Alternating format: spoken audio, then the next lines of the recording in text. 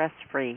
This is Christine Wright with Dr. Robert Wright, Jr., your go-to wellness coaches of www.stressfreenow.info. We'd like to welcome again for our featured guest today, Chris Cade, who will be speaking on living your purpose.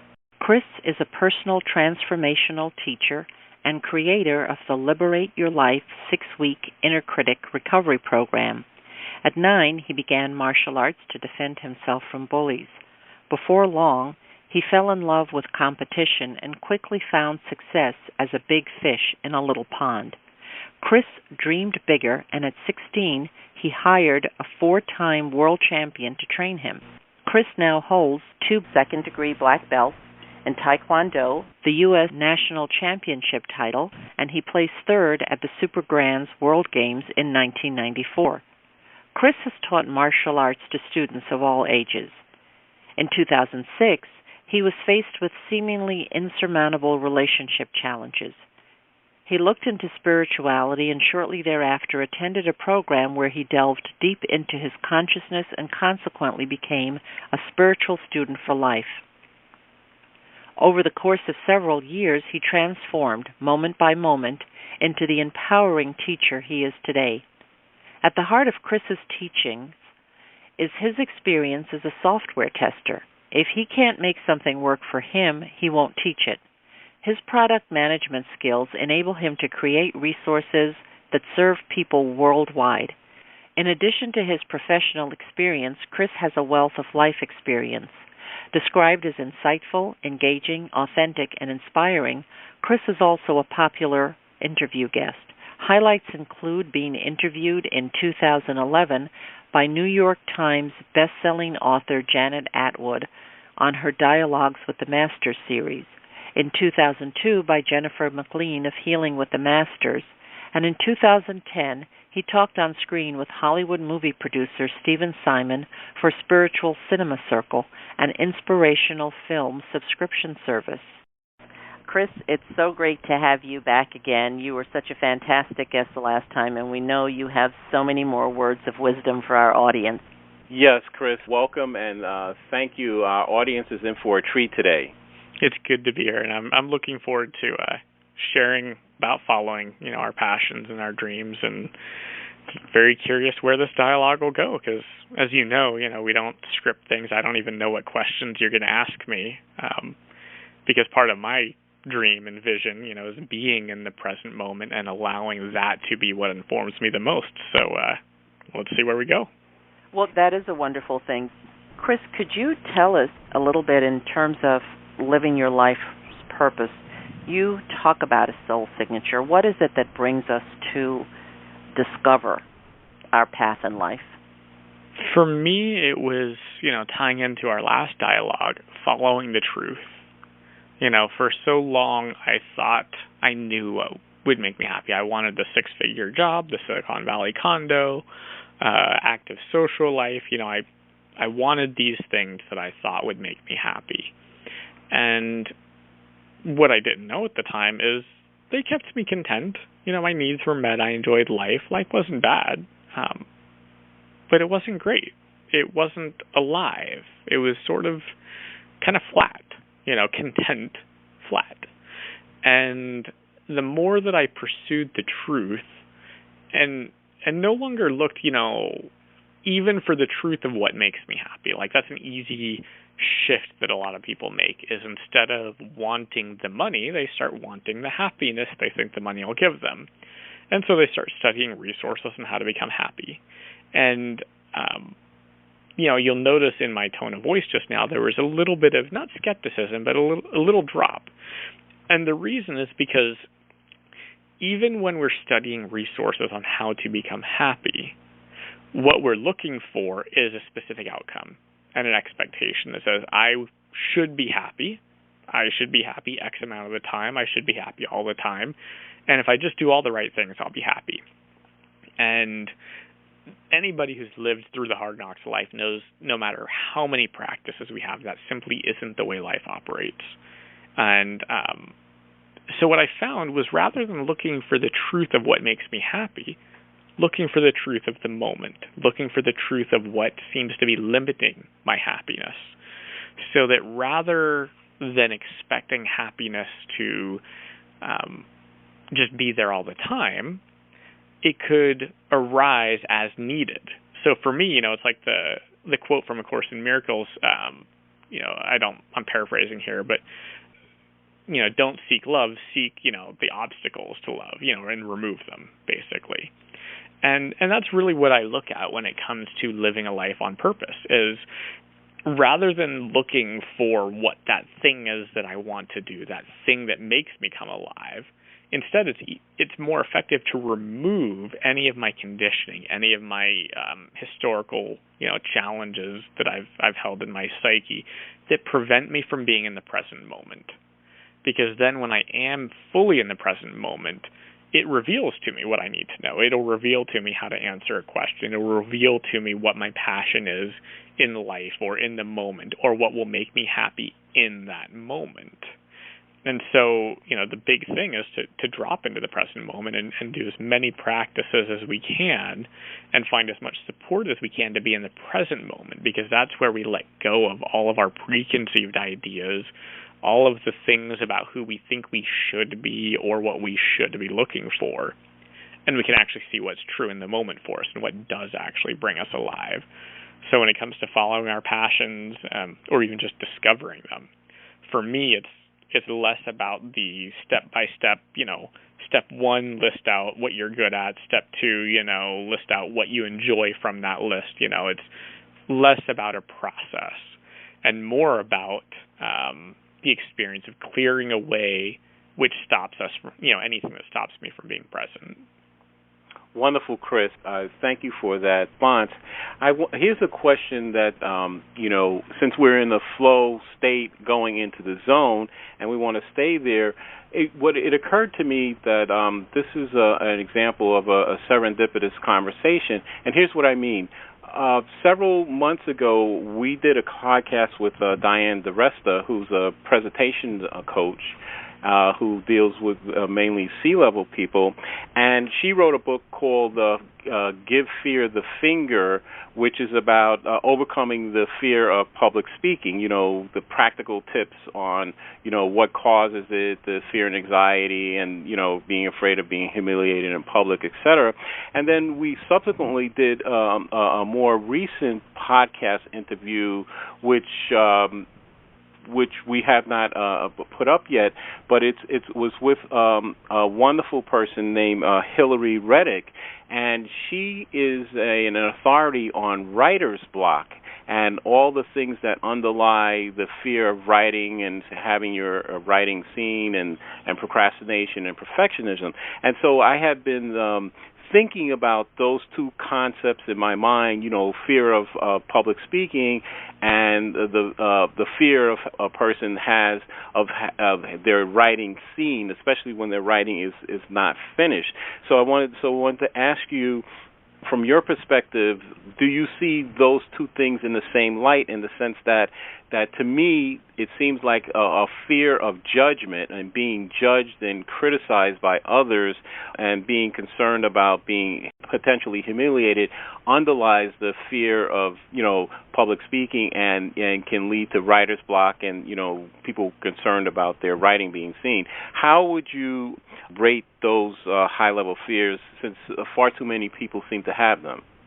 Yeah, they're absolutely. They're basically one and the same. You pointed that really well. Is we're scared of rejection. In the case of public speaking, we're scared these people will reject us, reject our ideas, criticize us, humiliate us. And in the case of writing, it's the same thing: fear of rejection, criticism, humiliation, and it just happens to be that the venue is different. Whether one is using our voice, actually projecting it into sound, and the other is it's our internal monologue projecting into sound.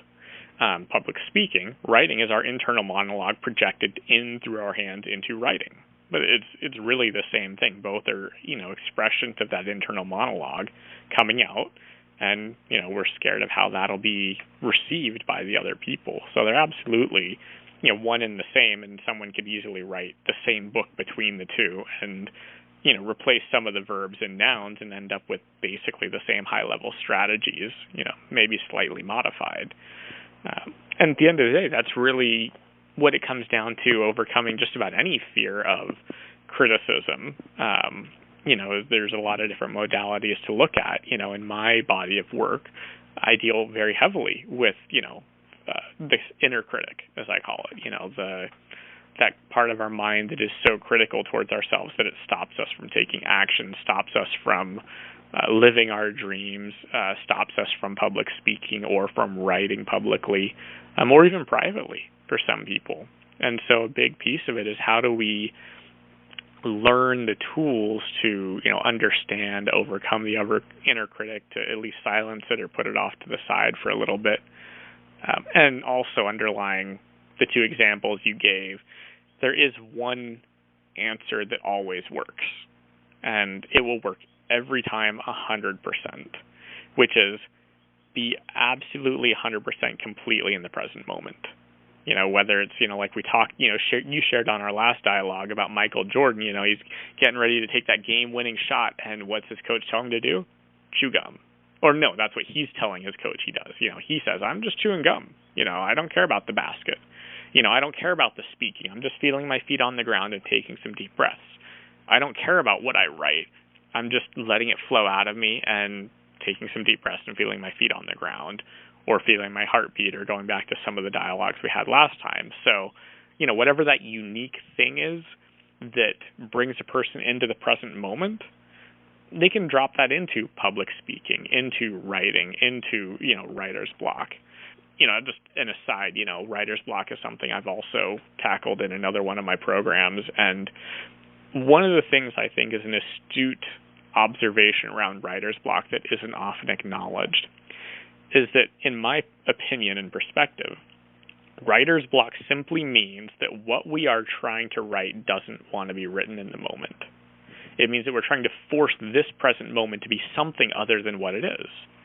So that could be, we're not writing about the topic that our soul wants to write about. We're trying to write about a how-to guide, but what we really want to write about is how we feel in the moment.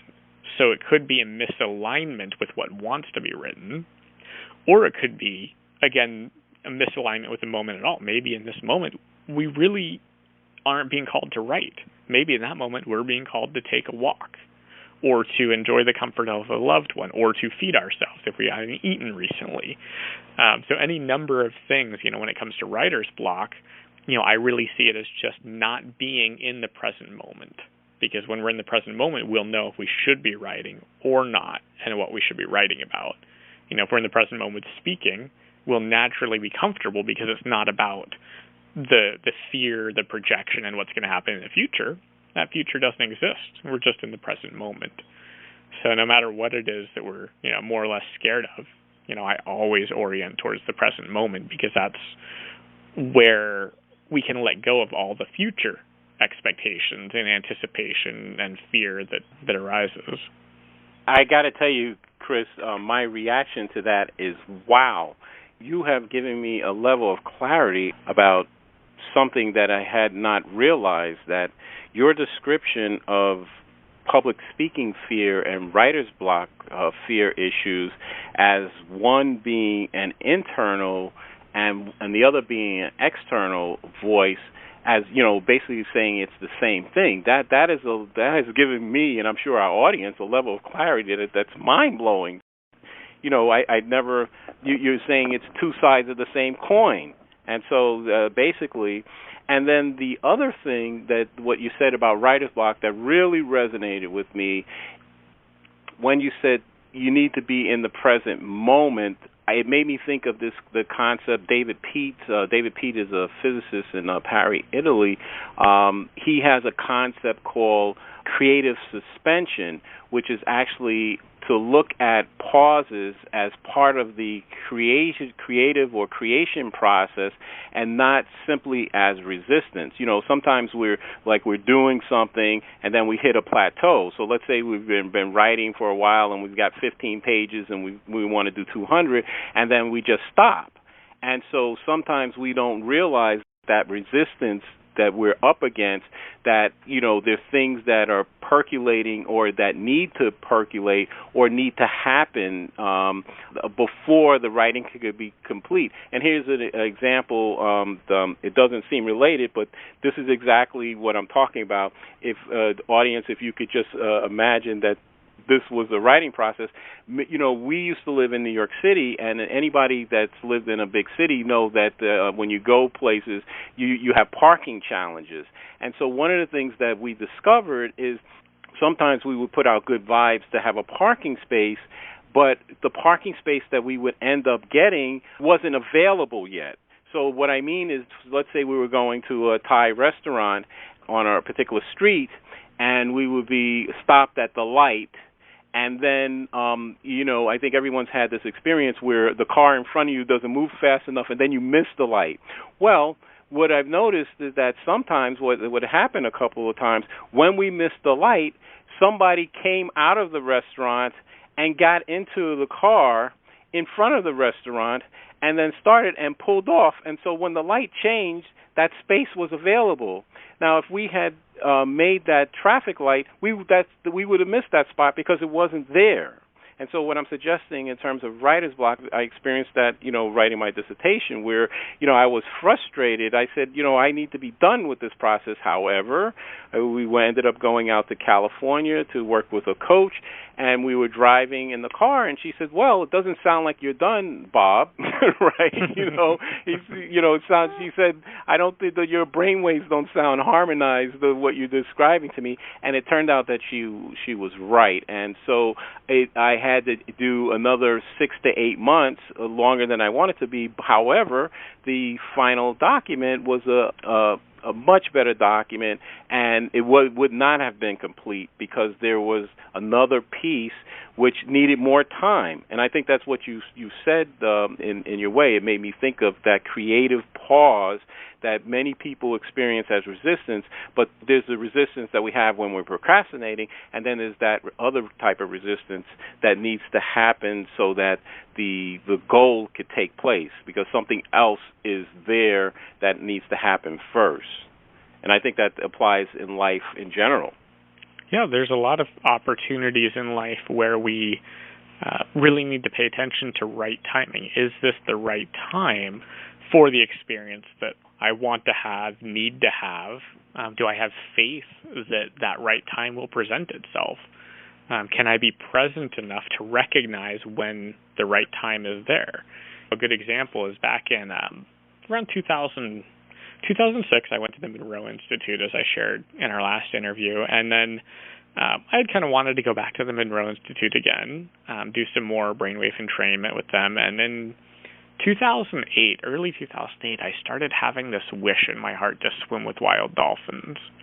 I didn't know why. I mean, it's not like I've always liked dolphins, but I don't know why this wish showed up in my heart. It wasn't triggered by something I watched, and even though I liked dolphins, I wasn't a giant dolphin advocate or anything like that. But this wish showed up in my heart around 2008, and I thought it was interesting. Well, 2009 rolls around, and I'm getting ready to, I leave the corporate world, get divorced, have my whole life fall into disarray. And I step into entrepreneurship, and I decide I'm going to do a product launch for my very first product, which is, interestingly enough, around using the process of writing short stories to develop spiritually, to apply that process to anything in life, but also to teach the basic process of writing kind of short parables and stories for people who aren't creative, who have writer's block, who have all of those challenges around writing and identities that say they're not good at it. So here I am getting ready to launch this product. And I get an email from some email list about a wild dolphin swim. And I'm just like, wow, I want to do that. That feels good. And I check the dates, and it's, after my launch. So I would have finished up the sales part of the launch, but I still would have been needing to immediately support customers in a forum and things like that. And I sat with it, and I was like, gosh, I so want to do this. And then I recognized it's not the right time. Like, I could feel that when I really got past the wanting, the desire, the dangling of the shiny object that I wanted right in front of me. I finally had the presence to go, it doesn't feel like the right time. And then early 2010, I got an email from the Monroe Institute about two of their trainers who were leading a wild dolphin swim. And I thought, really? Like, I wanted to do both of these things and I can get them at once? I mean, wow, that's amazing. Could there be any better timing whatsoever for what I wanted? And I looked at my schedule. Everything was great. The only challenge was the money. It was a very expensive trip that I did not have the money for at the time.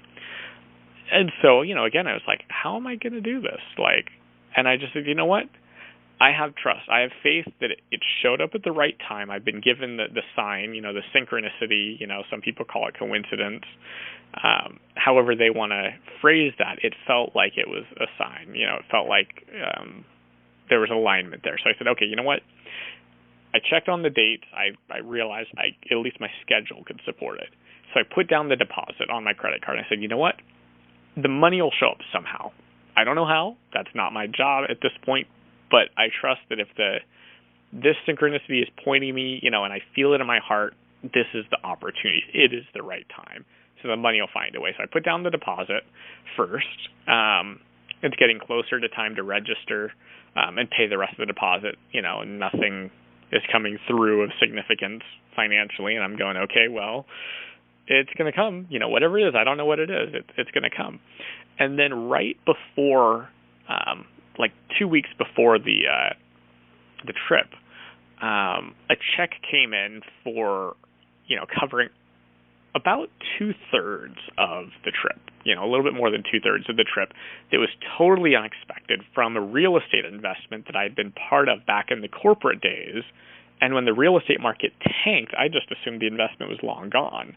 But they had apparently sold off some of their assets and were able to pay off some of the investors. So I got this random out-of-the-blue check to cover about 2/3 of the trip.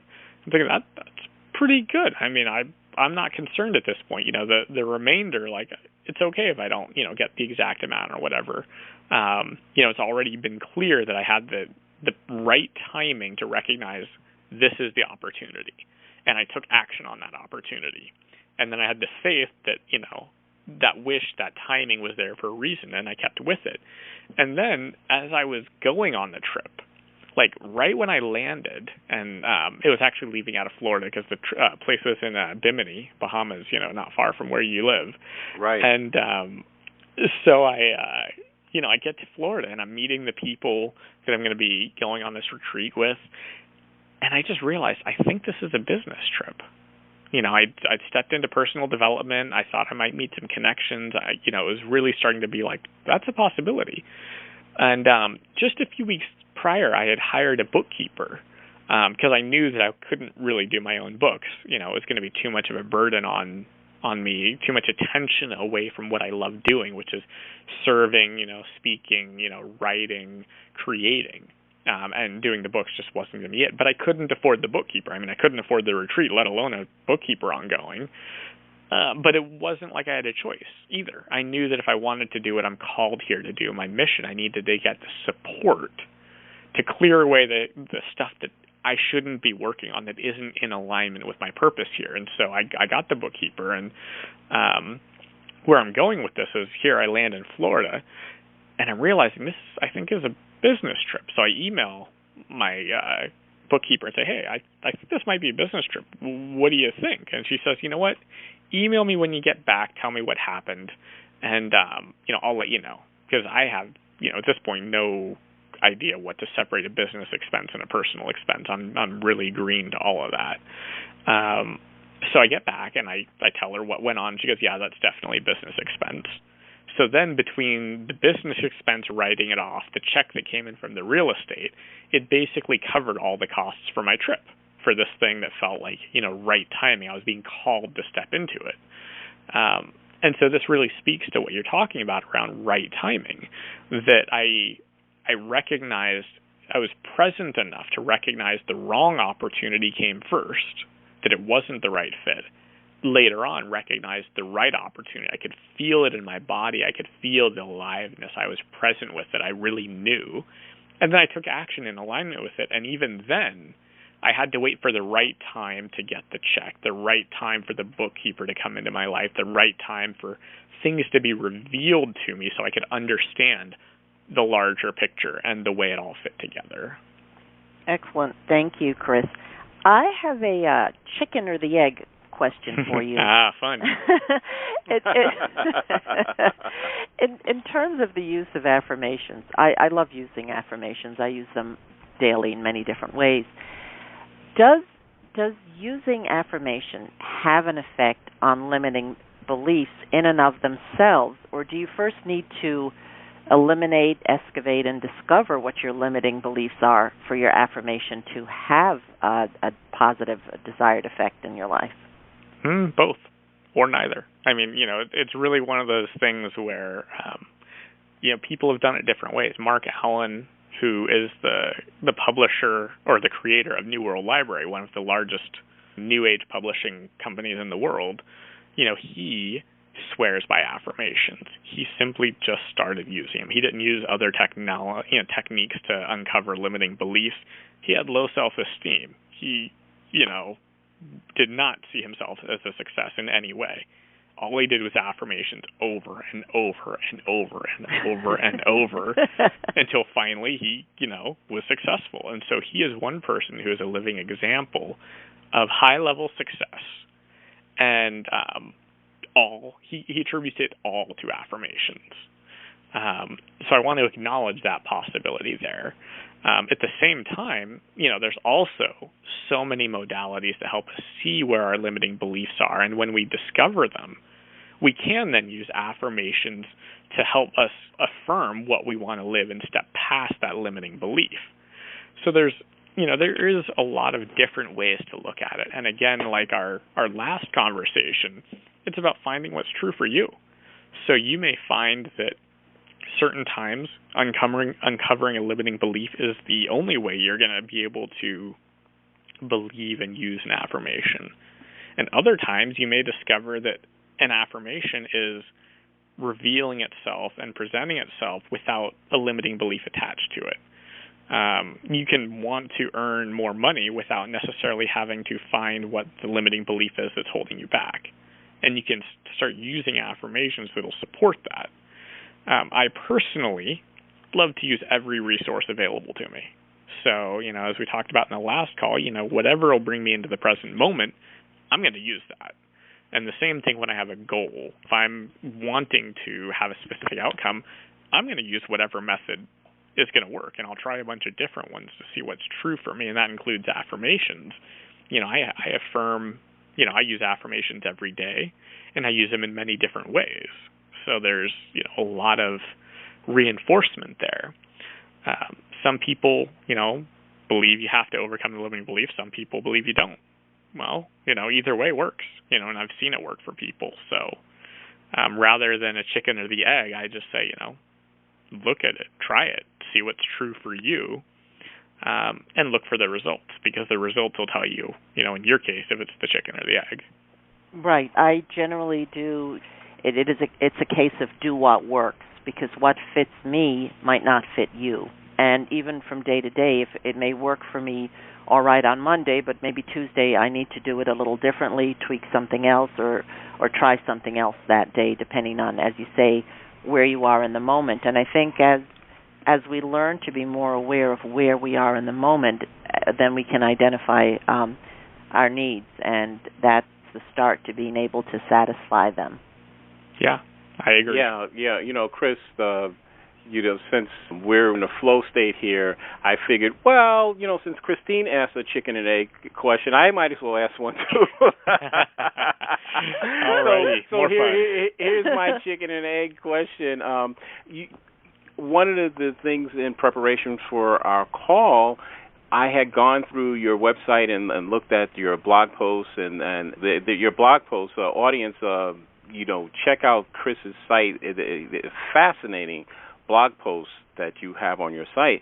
And so in one of the blog posts, Chris, maybe you'll find this hard to believe, but Christine and I were driving down towards the Miami area, and we were in the car, and we're talking about, I brought up your blog post about you had something about a king wanted to offer the prize to the artist who could draw paint the best picture that represented peace. And so we're in the car driving, and I said, well, Chris has that blog post. I don't know if I agree with Chris because I like the quiet lake. And then Christine came back to me and she says, no, I agree with Chris that the angry sky and the plant that was able to live behind the waterfall, the falling water, and the bird. And so we literally were driving down the road for maybe 10 miles talking about your blog post. But that's very interesting because those are two sides from my perspective, what I call the hyper-arousal and the hypo-arousal. Now, I have a preference for the hypo side. I love serene environments. I love blue sky with wispy clouds. The wind is at 5-10 miles an hour. There's a sailboat out there, and the water is green or blue, and it's quiet. And that is the opposite of the picture scene that the king selected as the epitome of peace. So the non-quiet scene is what got the prize. And so the thing is, I know, especially since you're a martial art guy, that what I'm really getting at is this issue of still point. That still point and inner peace, which you've written about extensively, can be achieved from either side of the equation, and it's bidirectional. And so could you just talk a little bit about why you posted that story and the meaning of it from your perspective, Chris? Yeah, definitely. So from my perspective, there's a limit to how much peace we can experience if we aren't met with some form of conflict. Because, we can meditate on the mountaintop for a lifetime and feel deep, deep, profound peace that most of the world will never know. And at the same time, we now live in a world of increasing interactivity, engagement, whether it's online, whether it's in person. We are consistently engaging more and more with the world around us. And with that creates more opportunities for misunderstanding, challenge, conflict, for things to not go the way we want them to. And every time one of those things happens, it's like, I think it's Rumi who says, if you're irritated by every rub, how will you be polished? Or something along those lines. I probably completely mangled that, but the point being is that each of these irritations we have in life are the opportunity to polish ourselves a little bit more, to find what takes us out of the state of peace and therefore step into it more fully. So here we are. We have this picture, the contest between what the king is selecting, and one image shows what peace really looks like and what it feels like. It's serene and comfortable, and you can just ease into it. If that were a vacation, you could stay there for ages, and your nervous system would just drop and relax.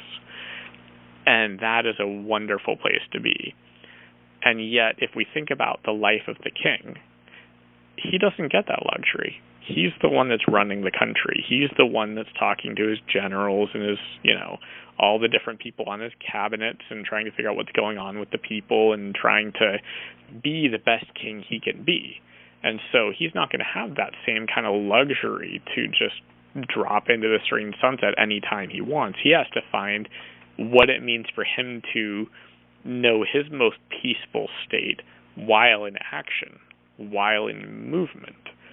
And I think that's the opportunity we have living in such a hyper-engaged society, is that we're going to be faced with challenges all the time. We're going to be faced with people that are kind of rubbing up against our issues, saying or doing things we don't like or prefer.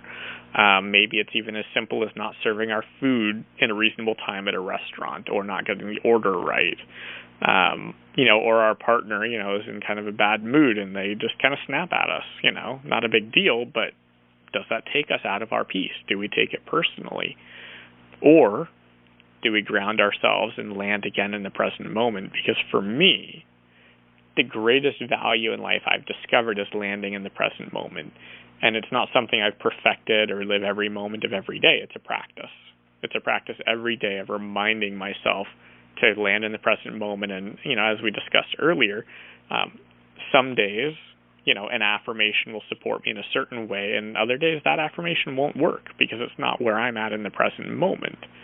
So the more I attune to the present moment, the more alive I feel, the more peace I feel, because the present moment is absent of the fears, the anxieties, the projections that our mind likes to move into that take us away from our true nature, from the moment, from peace. So for me, that picture really is about how do we find peace amidst the movement of life. It doesn't have to be challenges even. It can just be the movement of life, because life is always moving. Yeah, Chris, I got to tell you that you're really good at answering these chicken and egg stories. These questions. This is really fascinating. Here's my last question for you. This is another example. As I said, I was thoroughly scouring your blog post because, audience, Chris has some fascinating material on his blog, and so I encourage our audience to take a look at Chris's blog in particular, because there's a lot of wisdom there. And so I'm going to quote something from your blog, Chris, because I think it really resonated with me, and it's not what I wanted to hear, and it actually speaks to this, the example you just gave with the king, that on the hyper-arousal side. You said on your blog, you said, quote, "The only way to get what you want is to risk being uncomfortable. The greater your discomfort, the greater the opportunity." So, I mean, that is an amazing statement, and it has so much meat. Could you just talk a little bit about that, and then tie that to another blog post which you spoke about, I think it was a story about $1, using a public restroom, where you said sometime never comes, or something like that. Okay, so let's see here. Fun to play with this. First of all is the uncomfort, the discomfort. It really is, as we're talking about with the king and the picture, we're living in a world that's moving consistently. And in that, our mind wants things to stay static. It wants to be just constant. This is how it is, because when things stay stable, we feel safe and secure. However, that safety and security are illusions, literally, because they are just our mind trying to keep things the same. It's not based on what is actually happening in the world, which is constant, everlasting change. The only constant is change, and so that is the way that we live. And so, in change, it's always some level of discomfort. It's even good change, even the best changes. People who have a fear of success, fear of, having too much money because, it takes them away from what's been familiar all their lives. So even good changes can have that discomfort with them. And so that discomfort is because we are making a separation from how we lived, how we perceive ourselves to be, into what is actually true, what is real in the present moment. So there's always going to be that discomfort. And until we can become grateful for that discomfort, truly embrace it, truly want it, truly welcome it, we'll always be running the old stories of what we think will make us happy, what we think will be safe and secure. And then when life changes and takes away the things that we feel make us secure, we will then feel a lot of pain.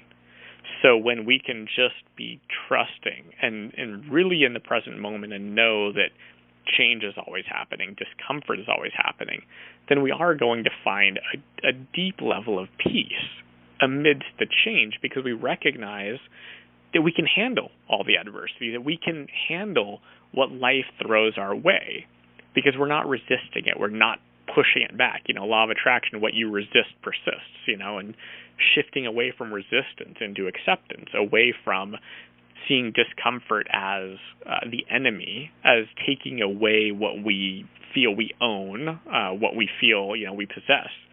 And instead just saying, whatever needs to flow, let it flow, because, I can't hold on to it anyway.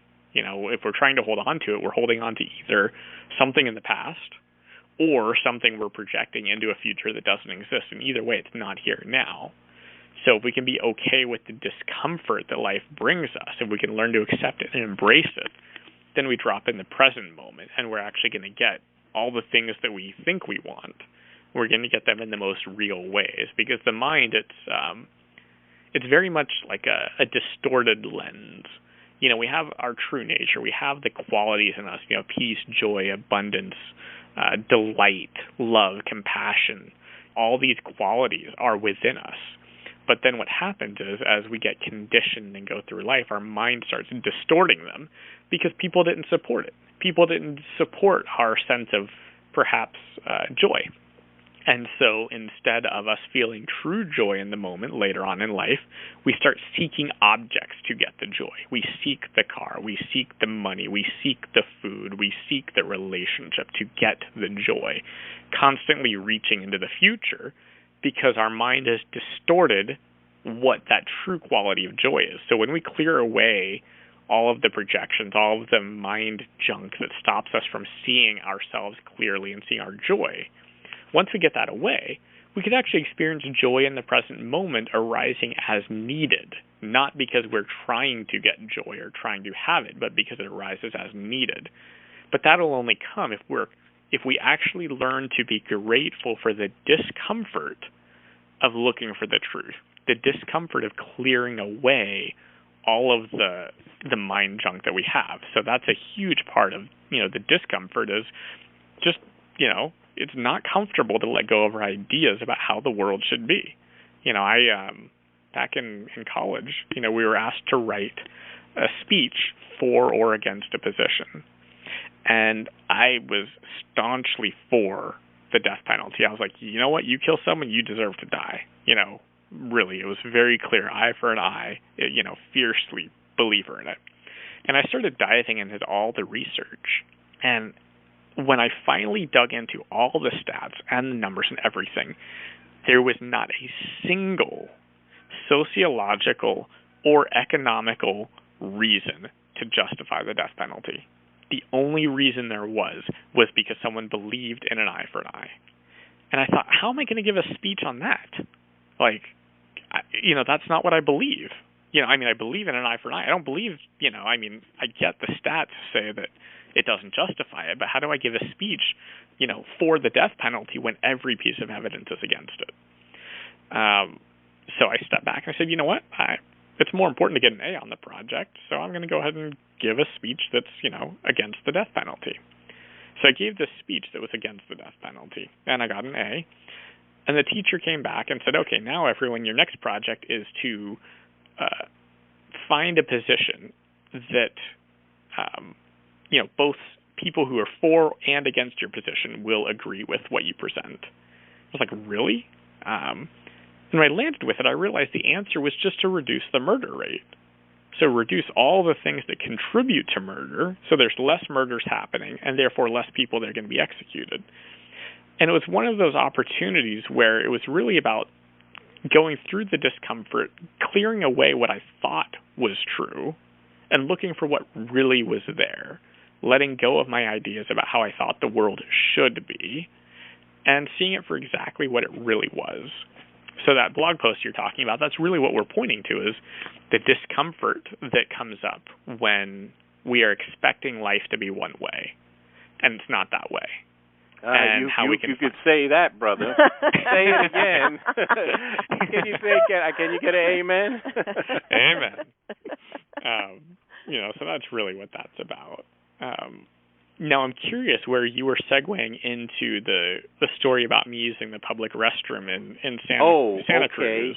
All right. So you did a blog post where You were in Santa Cruz, California, in a bookshop, the Santa Cruz Bookshop, and you mentioned that it's one of the only places in Santa Cruz where the public can go in and not have to pay, buy something. It's a public restroom, and so you're talking about there's a little box there where people can contribute, and so this is about the donate. But what I'm really getting at is in terms of sometimes we have this fear of asking other people who support us to be more supportive or actively asking for support. And the reason I bring that up is because in different contexts, we have asked different people, well, you have a nonprofit and you're doing something, and do you have a donate button on your website?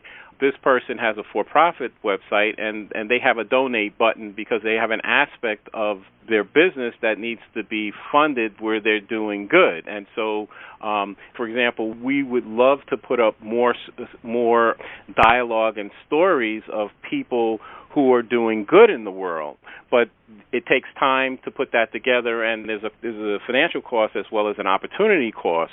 So that was the blog post that you had done, saying that sometimes never comes because you were using the restroom and you were thinking of like, oh, one day I'll buy a book in this bookstore, and you never did.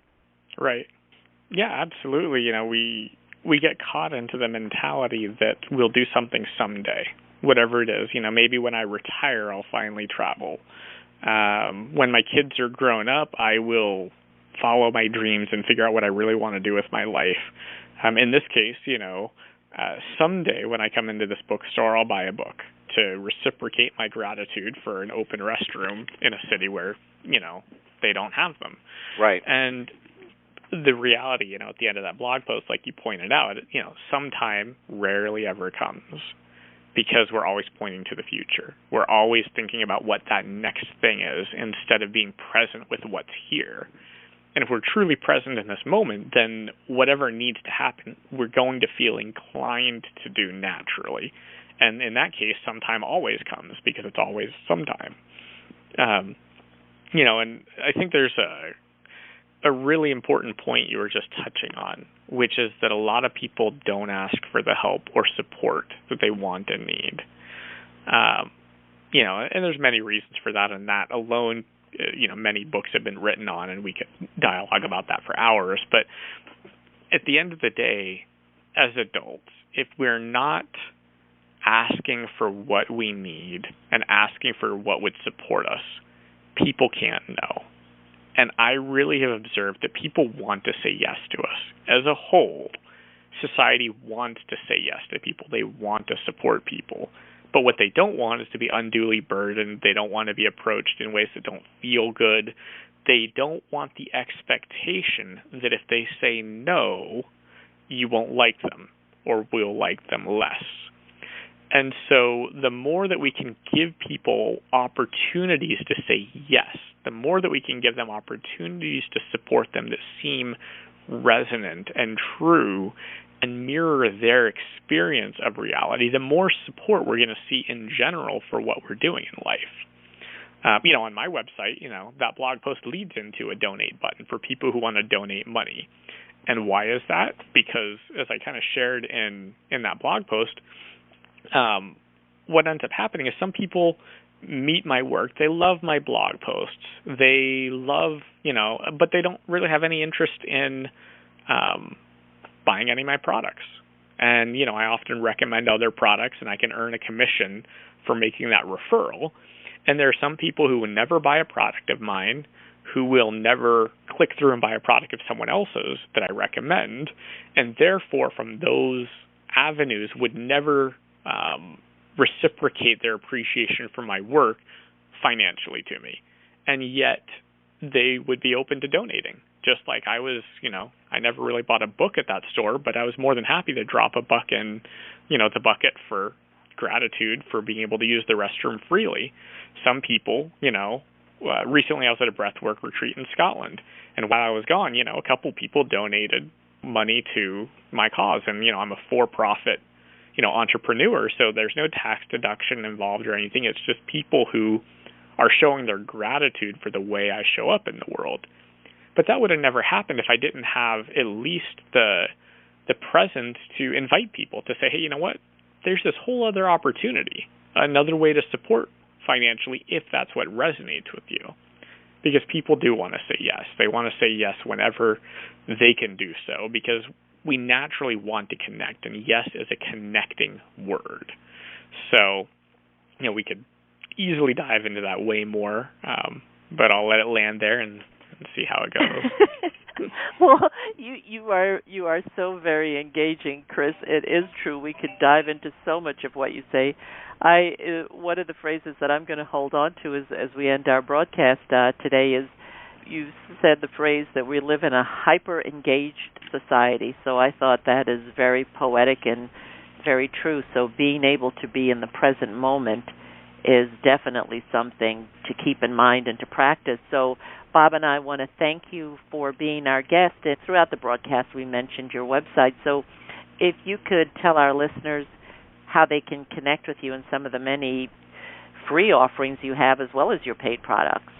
Yeah, you bet. ChrisCade.com is my website, and there's plenty of free resources, multiple free ebooks, as well as all the blog posts. There's a few free e-courses, all about different topics, affirmations that we talked about, mistakes people make with their affirmations, how to overcome fear, various time management possibilities, overcoming self-criticism, so fear of public speaking, fear, any kind of fear in that sense, fear of having our writing seen.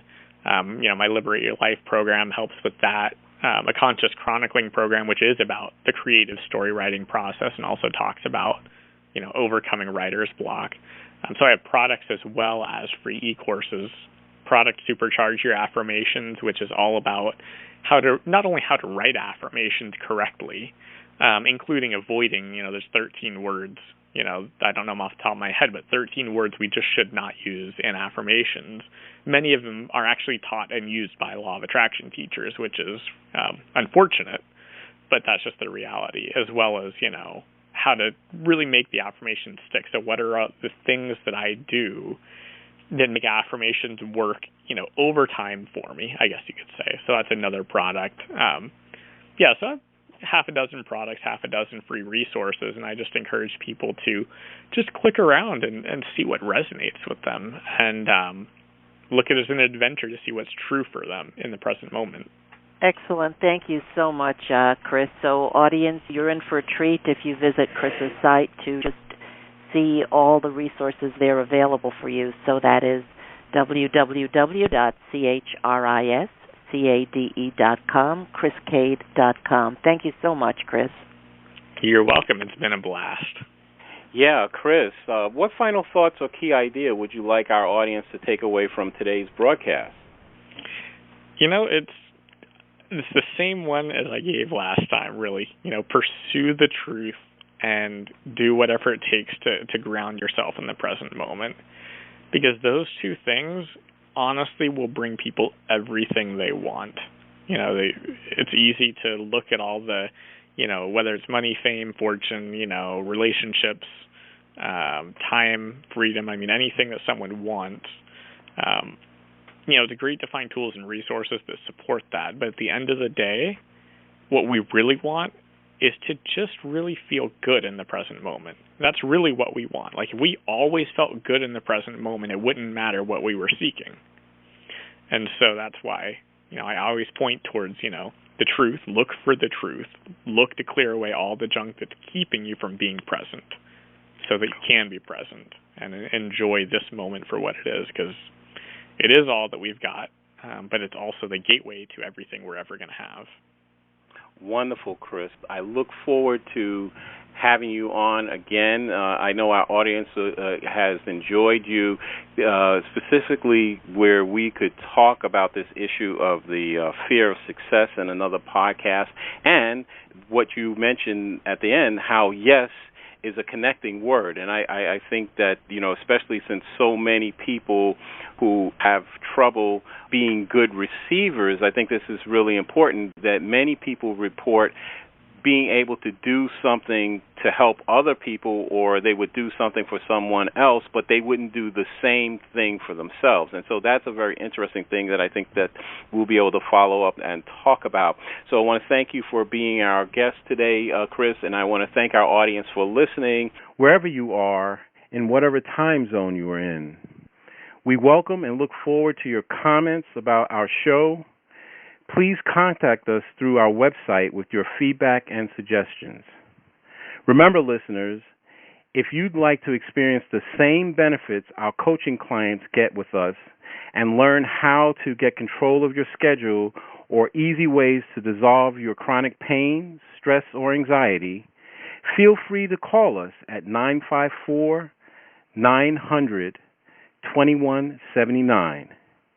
Mention that you heard our Stress Free Now podcast show, and your first session is absolutely free. Call today to schedule your appointment. For Christine Wright, this is Dr. Robert Wright, Jr. of www.stressfreenow.info. Until next time, be safe and be well.